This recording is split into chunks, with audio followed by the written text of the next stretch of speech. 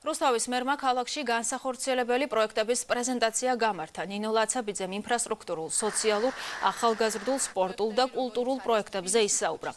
მისი განცხადებით 65.5%-ით გაზრდილი ბიუჯეტით რუსთავში მასშტაბური პროექტების განხორციელება იგეგმება. მესამე ეტაპი მოიცავს პრემიერის ბატონ ირაკლი კობახიძის გადაწყვეტილებით რუსთავის ბიუჯეტი დღეს 65%-ით არის გაზრდილი, რამაც მოგვცა შესაძლებლობა ისეთი მასშტაბური პროექტებით აგვეგეგმა, რომელიც დღეს წარმოვადგინეთ, გავაცანით მოსახლეობას, სტუმრებს, ავიღეთ კიდევ უფრო მეტად პასუხისმგებლობა იმის, რომ მერიის გუნდმა რაც შეიძლება სწრაფად ამ პროექტების ხარისხენად დასრულება შევძლოთ. აქ იყო წარმოდგენილი ყველა ის პროექტი, რომელიც მოსახლეობის მხრიდან იყო გაჟღერებული, მათი ჩართულობით იყო დაგეგმილი და ნამდვილად რუსთავისთვის 2025 წელი იქნება გამორჩეული იმ მასშტაბური პროექტებით, რომელიც ჩვენ დღეს დავაანონსეთ.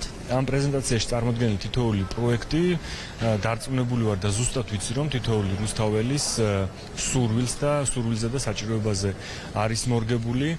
ქართული ოცნების პოლიტიკური გუნდის ერთ-ერთ ყველაზე მნიშვნელოვან პრიორიტეტს წარმოადგენს სწორედ ქალაქების და რეგიონების განვითარება. ამის ძალიან კარგი მაგალითი არის რუსთავი თვითონ და ის ფაქტი, რომ ბოლო რამოდენიმე წლის განმავლობაში ქალაქში განხორციელდა დაახლოებით 100 მილიონის ინვესტიცია, ის ფაქტი, რომ წლევანდელი წლის ბიუჯეტი არის 166 მილიონი ლარი, ადასტურებს მხოლოდ და მხოლოდ ერთს, რომ რუსთავი დღეს იმართება და ვითარდება ძალიან სწორად.